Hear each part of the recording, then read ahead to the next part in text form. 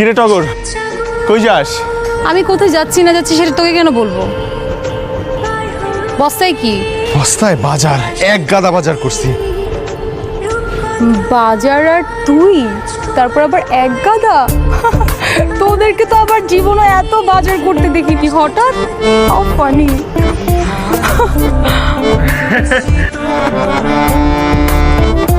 সবার অবস্থা তো সবসময় এক থাকে না, বুঝিস না?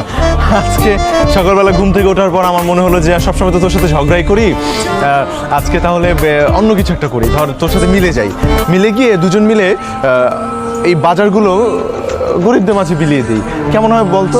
গরিবদের মাঝে বিলিয়ে দিবি? হ্যাঁ, দান করবো। দেখি, বিষয়টা ভালো।